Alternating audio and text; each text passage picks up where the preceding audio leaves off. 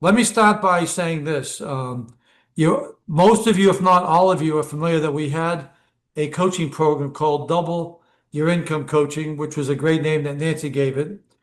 Um, but I don't think anybody can double their income unless they're going to do what we introduced near the tail end of the class, and that is the concept that Greg has uniquely validated.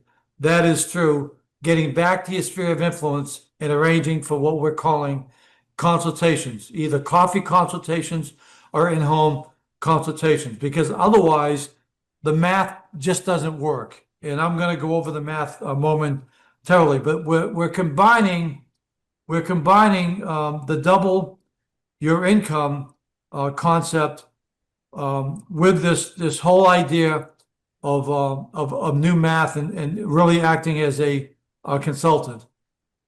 In the last several years, the concept of determining your why before your how and what and when has become popularized. And I think it's a good place to begin to go over some of the reasons why. I believe that to execute on the concept that we're going to share, that most of you already have a strong sense of, or think you've heard it as maybe as much as you need to, but you're always open-minded to new information, is 70%, 70 or 80% of whether you'll ever do this will emanate out of your why, and only 20% of how you do it. Because you have to have the right why. You have to be convinced that this will double and triple your income. You have to be absolutely convinced, because this is a paradigm shift for the industry.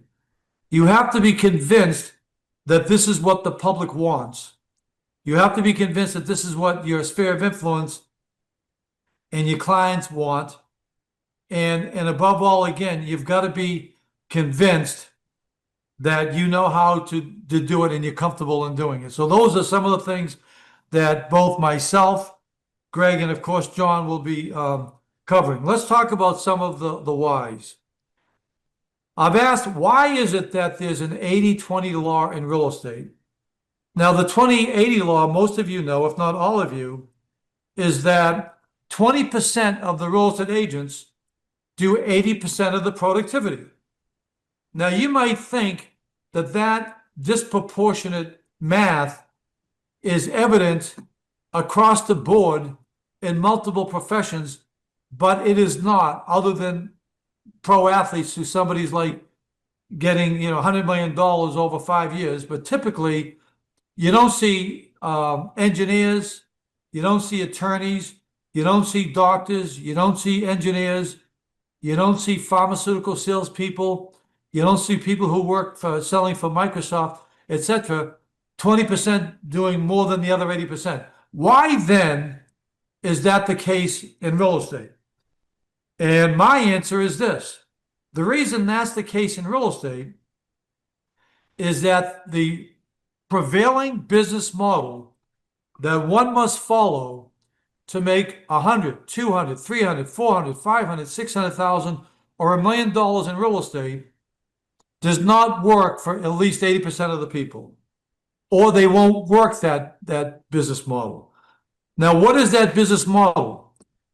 Number one, people are investing a lot in their career.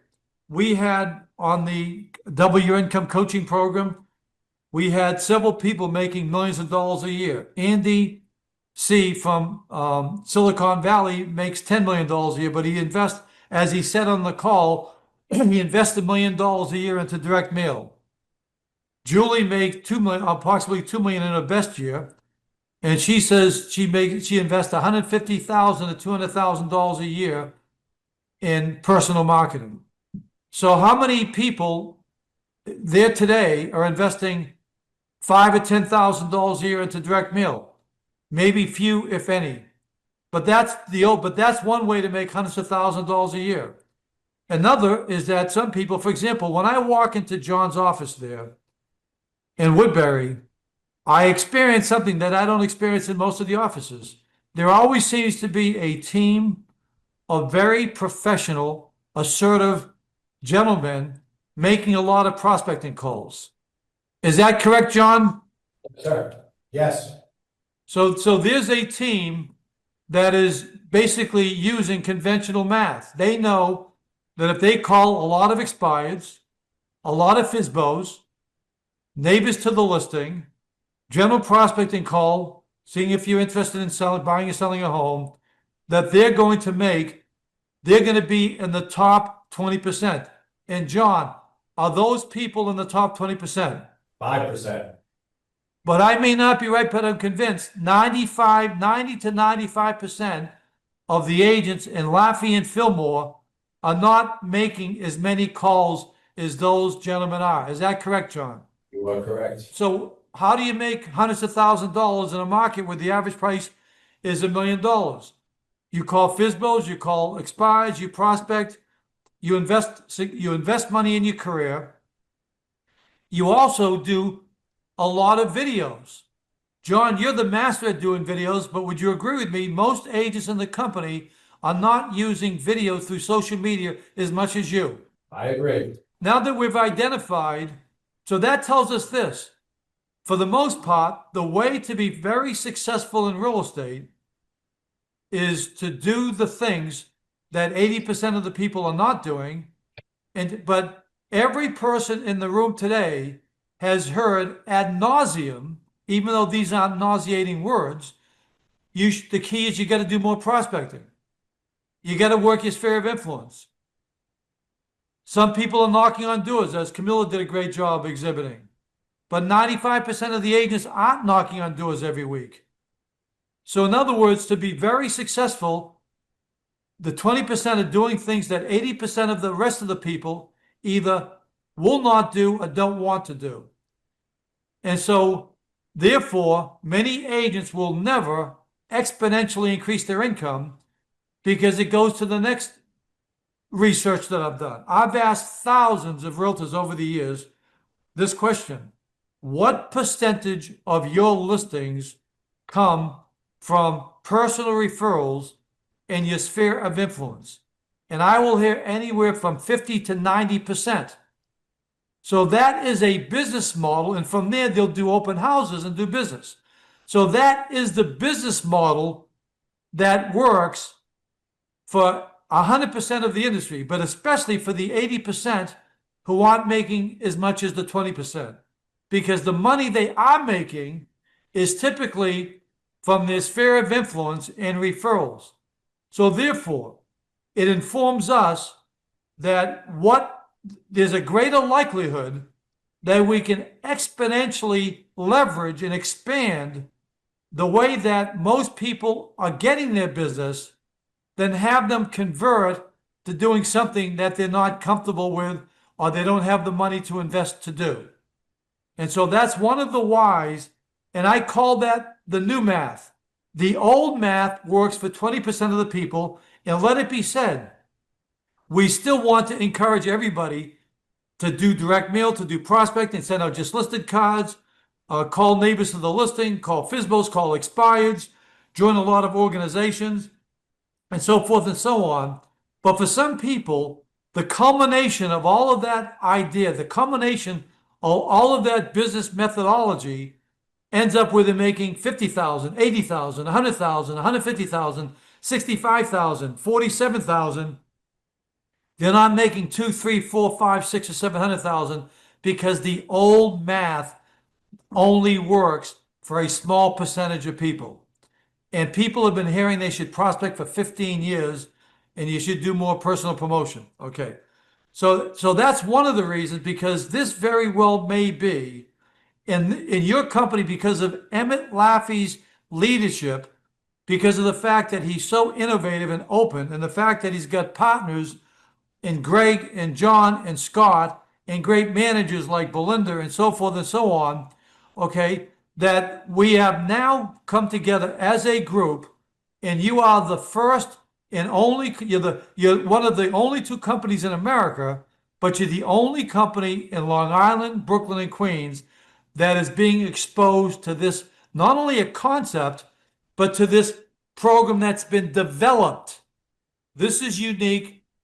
This is unlike anything else that's happening in the industry. And I say that as the former CEO of Realtor.com that's been in all 50 states numerous times and has a good handle, finger on the pulse of what's happening in the industry. So what we're going to either introduce, reinforce, re-enlighten today is unique to your marketplace. Because remember what the dean of the Harvard Business School once said: the key to success, you've got to ask yourself, what am I doing that other agents are doing, but that I do better?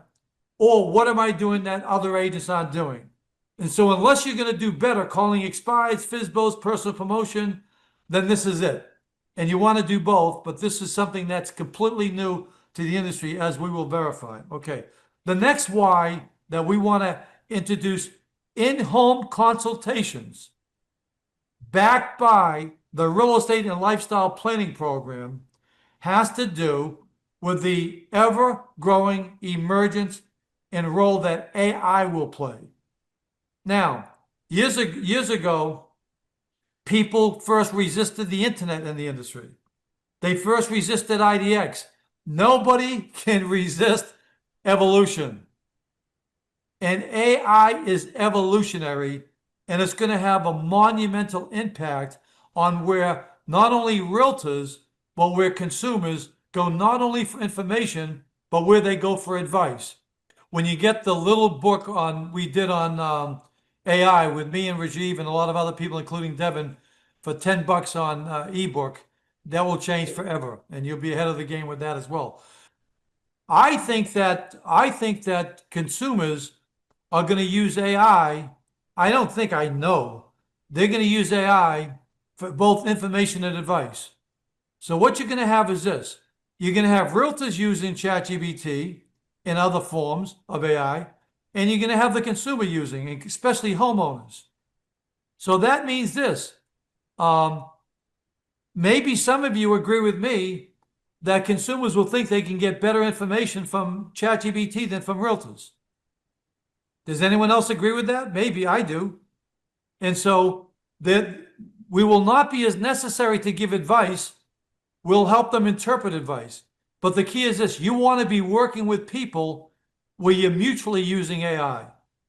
Because otherwise, in fact, in my book, I prompted AI, what will happen to realtors if they don't do in-home consultations and use AI? They said they'll become, they will, the exact quote was this, it's in the book, it's a direct cut and paste from ChatGPT.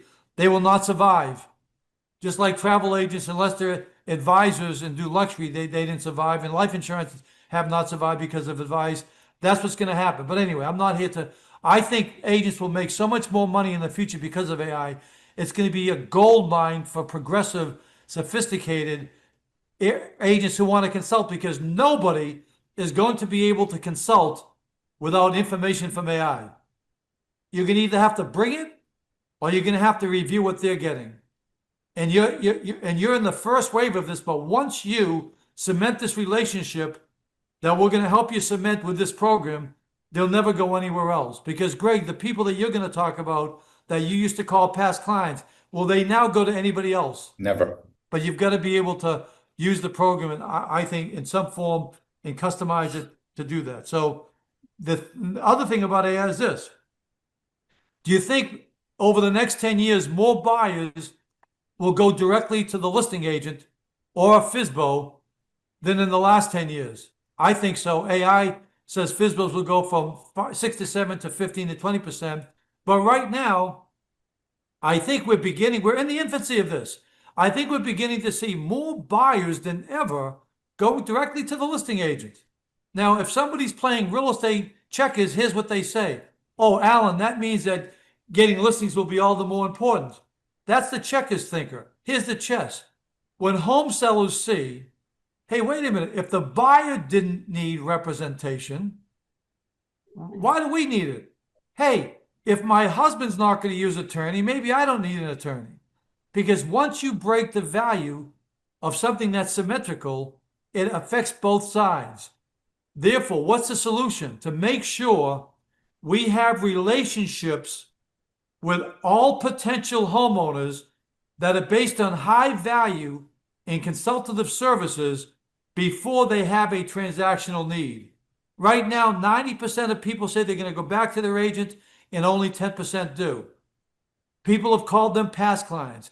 That has to radically change, but it just can't be a verbal metamorphosis. You have to have substance and a program.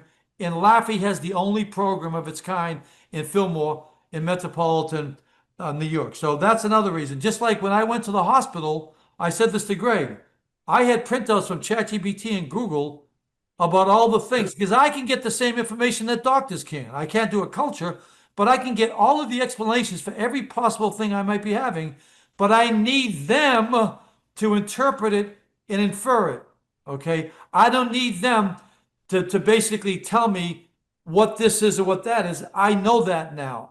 That's going to happen in real estate. Now, let's get to the program. So what we're put together.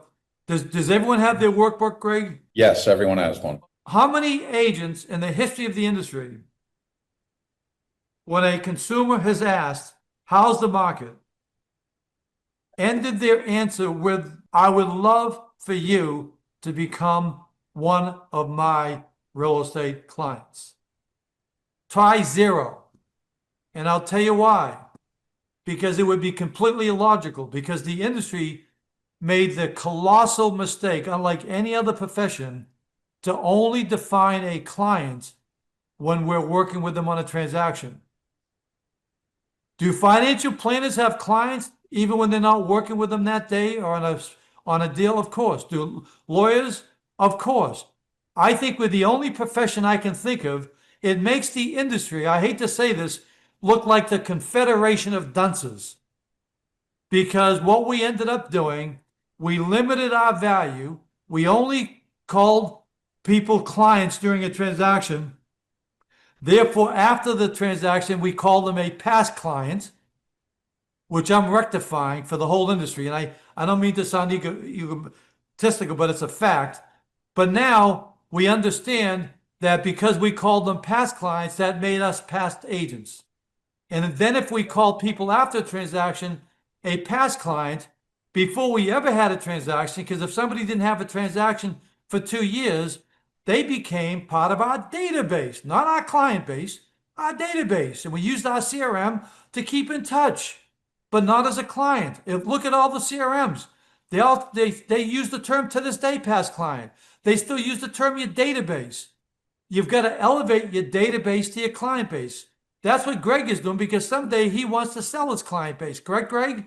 Absolutely. Everybody in this room deserves to have that opportunity. But the old math was transactional math. There's two business models now. There's a transactional math business model, and now there's a relational math. But the relational math never existed. That's why people used to advertise. When you're ready to buy or sell a home, give us a call. Otherwise, get lost. That's why 10% of people only go back to the people. This is all being changed, but you've got to be comfortable with it. And so we have so you're going to ask for a meeting. You're going to get deeper so that you're going to be able, well, what does that mean? Do I pay this? That? You're going to be able to say, let me email you how it works. You're going to be the only realtor in the history of America that's going to give out 2 business cards. Here's my business card when you want to buy or sell. Here's another card of how I help people while they're in their home on average of 10 years. I think everybody can manage that. They've never heard that before. And here's why they're going to love it. The reason they're going to love it is because the consumer is actually more interested in talking about real estate with us than we are with them. More people come up to you and ask you how's the real estate market is than you go up to people and ask them, would you like to know how the real estate market is? This is golden. We've been absolutely avoiding this immense opportunity. And now we're going to talk about the opportunity before we get to the 5 steps. If you made $100,000 last year, you made $50 an hour if you work 40 hours a week. But you have more value than $50 an hour. And if you get 80% of your listings and you had 8 listings, you advised 10 people and you made 100, let me see, you made how much? You made $160,000 if you $20,000 aside. But most people aren't doing that. So all you advise is 10 people a year. But you're going to classes. You're going to conventions. You're going to training. All that Paul teaches, all that Emma teaches, John, everybody in the company. And all of that collapsed into the benefit of 10 people. You advise 10 people in their homes. That 10 people in the homes gave you $170,000. But if you met with 2 people a week to just consult because they want to talk about this, we just won't let them.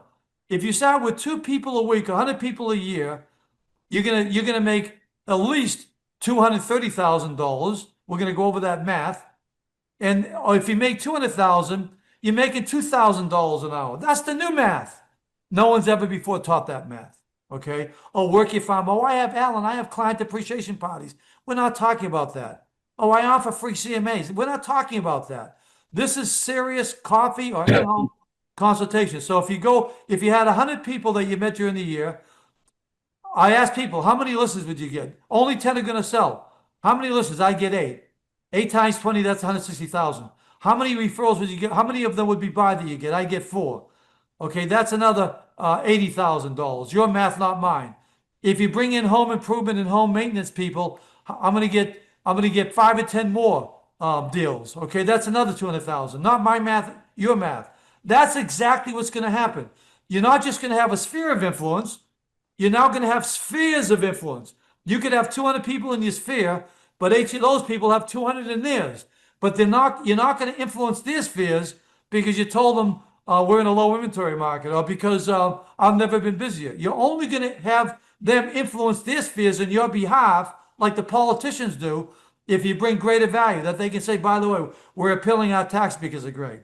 Greg showed us this. We're looking at an investment. We're going over some home improvement. We're working with Greg. We we lowered our property taxes.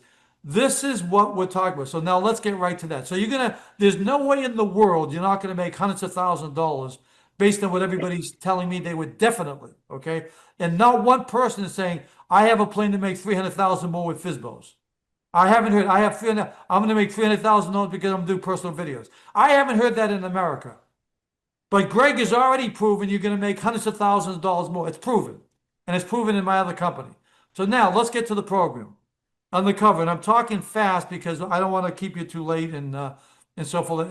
And if I'm not that passionate and intense because I'm not feeling well, that's a joke. Okay, now let's talk about the brochure, the program. Now, as a salesperson sells a product. A consultant offers advice, solves problems. That's why Greg makes the point, this is not for a listing appointment. This is a completely different category of value. These are for the 2 people, the 1 person a week, 5 people a week. You're not going to be able to keep up with the listings. You're not going to be able to keep up with the referrals. This is the process. You're going to bring this with you, and I'm going to say, Greg, what's your wife's name? Michelle. Greg, Michelle, thanks for meeting with me when we met Greg at the ball game. Because the average person now is living 10 years or more in their home. We provide this service of consulting because a lot of people still have interest in real estate, even when they're not buying or selling. They may be interested in home improvement strategies. They may be interested in home maintenance savings. They may want to appeal their property taxes. So folks, that's why I'm getting with all of people, my clients, people in my sphere of influence, and people, I'm being referred to people. It's no cost, and it's great to meet you. And plus, I want to see your home again. And boy, you've done wonders with it. It's great. It was great when you bought it, but now it's amazing. So before we get into I'm going to give them the workbook. Before we get into the workbook, Greg and Michelle, and I'm going to reverse the names, Michelle and Greg, so it's not like the same order. Do you have any things that you'd like to talk about, that you'd like to ask me? Every person here can answer that because that's why you're in the business. You're overeducated and you're overtrained for what you're presently doing. You're not bringing enough value because here's the thing. What percentage of realtors in the country, Greg, do you think say they give good service? Probably all. Yeah. They all Now, think. what percentage of agents, when they meet with a homeowner, say, by the way, just so you know, folks, I give horrible service? Nobody, right? Now, to the public, the case can be made that realtors don't give good service, and here's why.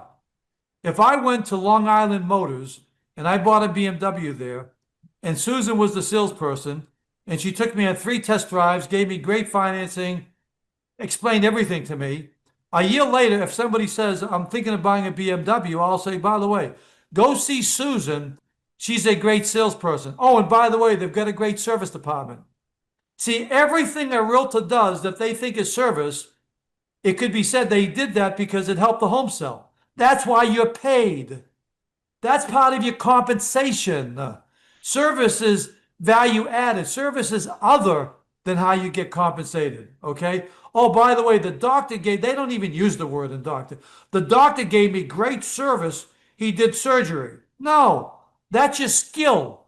Everything you're doing. Well, I brought a humidifier. They had water in the basement. Yeah, because it helped the home sell. I did this, I did that. Oh, by the way, I took the kids to get ice cream. Yeah, because if you didn't, this couldn't have happened.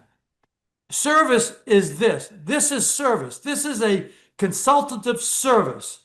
Now, so now after that, I'm going to stop by saying, okay, now folks, I'm going to give them the brochures. There's 5 things here. As you can see, the first thing is how's the market?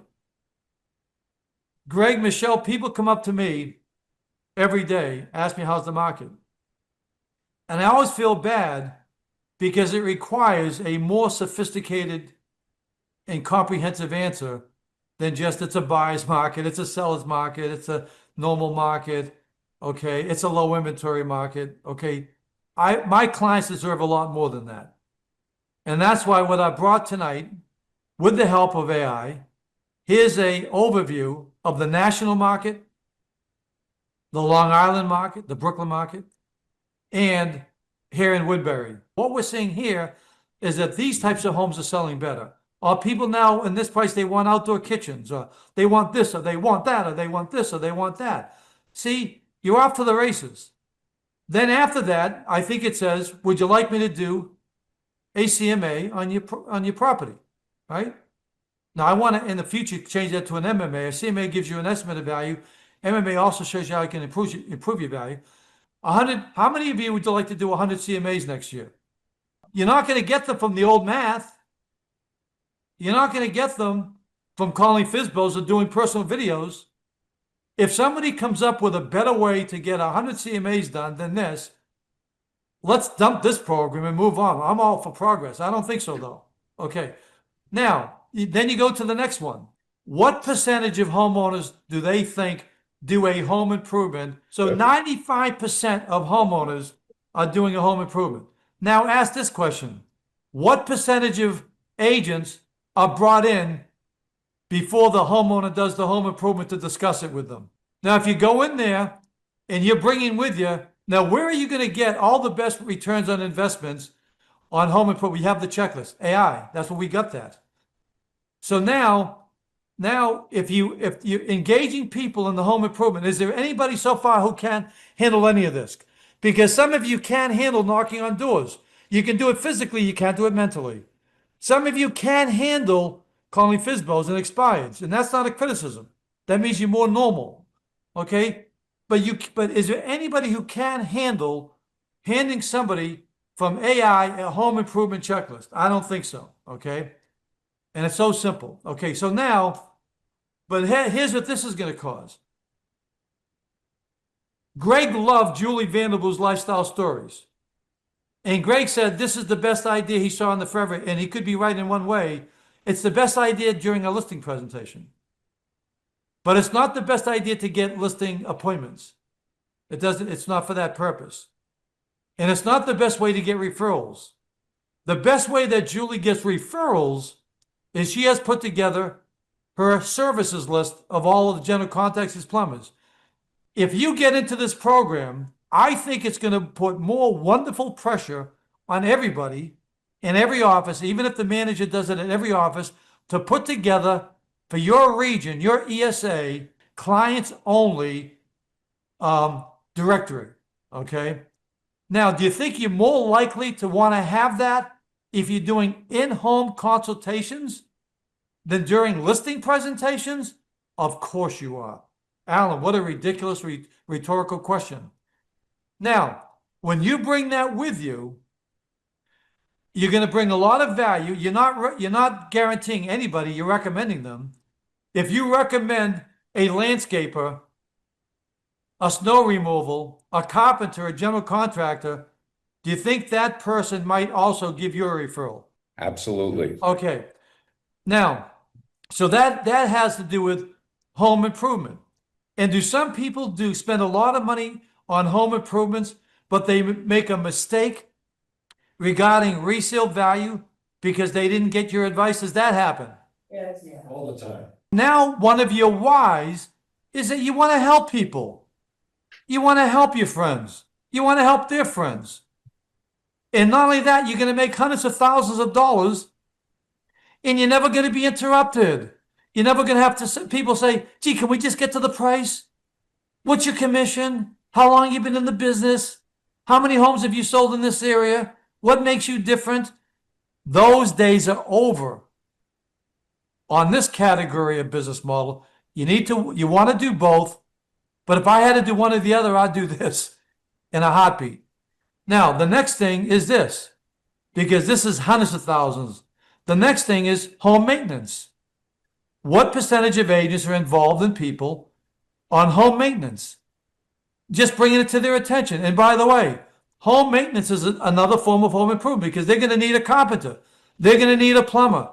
They're going to need a plasterer. They're going to need tradespeople. You can get referrals from them. And plus, the homeowners are going to tell their friends, oh yeah, we had to do this, we had to do that. Greg got us a great person.